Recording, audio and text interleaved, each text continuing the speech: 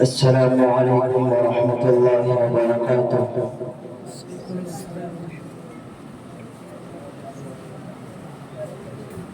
الحمد لله الذي أبدع الأفلاك والأرزين، والصلاة والسلام على من كان نبيا وآدم بين الماء والطين، وعلى آله وصحبه أجمعين، أما بعد۔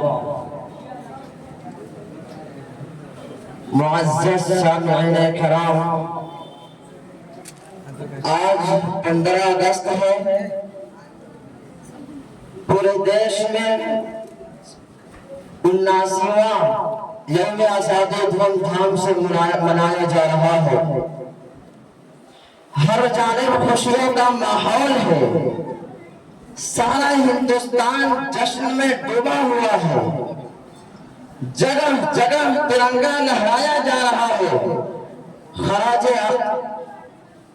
شہیدان وطن کو خراج عقیدت پیش کیا جا رہا ہے، مجاہدین آزادی کے حالات پر بڑھ کر اور گا گا کر سنائے جا رہے ہیں۔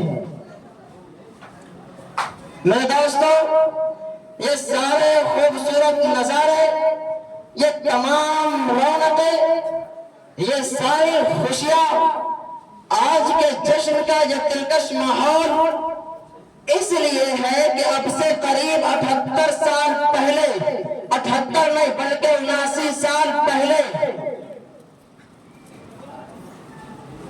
آج سے قریب 79 سال پہلے ہمارے علماء نے اس ملک کو آزاد کرایا تھا۔ آزادی کے جنون میں گھرے ہوئے لاکھوں لوگوں کے بے مثال قربانیوں نے اپنا کامیاب رنگ دکھایا تھا، اپنا کامیاب رنگ دکھایا تھا۔ اس دن ملک کی ذرہ ذرہ نے اظہار آزادی کا نعرہ بلند کیا تھا۔ سرزمین ہند نے انگریزی حکومت کا بائیکاٹ کر کے وحشت ناپاک سایہ سے نجات پائی تھی۔ بھارت کی جنتا نے سینکڑوں سال پہلے آزادی کے جو حسین خواب دیکھا تھا، وہ خواب 15 اگست 1947 کو پورا ہوا۔ اس لیے آج کا دن ہندوستان کی تاریخ کا ایک تابناک اور روشن دن ہے۔ برادران قوم، میں آپ حضرات کو بتاتا چلوں کہ مغلیہ دور حکومت میں ہمارا پیارا ملک بھارت مال ترقی کے لحاظ سے سونے کی چڑیا کہلاتا تھا۔ اس وقت یہاں تجارت کے بے شمار مواقع تھے، مال ترقی کے بے شمار مواقع نے انگلستان کے تاجروں کو بھی اپنی طرف متوجہ کیا۔ چنانچہ سب سے پہلے انہوں نے 30,000 پاؤنڈ کی مدد سے ایسٹ انڈیا نام کے تجارتی کمپنی کی بنیاد رکھی، اور 1601 میں پہلی بار اس کمپنی کے تجارتی جہاز ہندوستان کے ساحلی علاقوں پر پہنچے۔ پھر 1612 میں جہانگیر کے دور حکومت میں ان انگریز تاجروں نے شہنشاہ کی اجازت سے گجرات کے مشہور شہر سورت میں اپنا مالی مرکز بنا لیا، اور دیکھتے ہی دیکھتے اس کی شاخیں احمد آباد، اجمیر، آگرہ میں پھیل گئی۔ مشہور مغل شہنشاہ اورنگزیب عالمگیر کے انتقال کے بعد مغلیہ حکومت کی بنیاد کمزور ہونے لگی، مغلیہ حکومت کی بنیاد کمزور ہونے لگی۔ دھیرے دھیرے یہ ملک اندرونی بغاوت، بدنظمی اور سیاسی اختلاف کا شکار ہو گیا۔ اسی کمزوری کا فائدہ اٹھاتے ہوئے ایسٹ انڈیا کمپنی، جو اب تک صرف ایک تجارتی کمپنی تھی، اس پر تخت و تاج اور ملک گیری کا ہوش سوار ہو گیا۔ بیٹھے بیٹھے انگریزی تاجر بھارتی سرزمین پر حکومت کرنے کے سپنے سجا لیے۔ چنانچہ آہستہ آہستہ انہوں نے اپنی سیاسی قوت بڑھانی شروع کر دی، یہاں تک کہ کولکاتہ میں اپنا ایک مضبوط فوجی قلعہ تیار کر لیا۔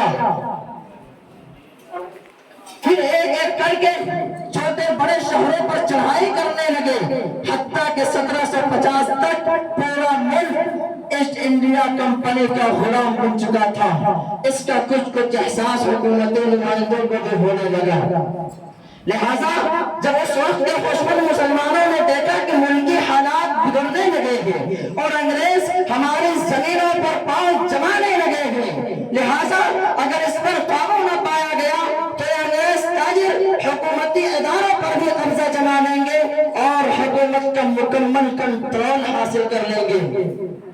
چنانچہ اس ظالمانہ سازش کے خلاف جس شخص نے سب سے پہلے آواز اٹھائی وہ کون تھا؟ ارے وہ بنگال کا رئیس نواب سراج الدولہ تھا، جس نے انگریزوں سے پنجہ آزمائی کرتے ہوئے 1757 میں پراسی اور 1764 میں بکسر اور 1774 میں روہیل کنڈا کی جنگ لڑی، لیکن بدقسمتی سے اپنوں کی دغا بازی کے سبب انگریز ہر محاذ پر کامیاب ہوتے چلے گئے۔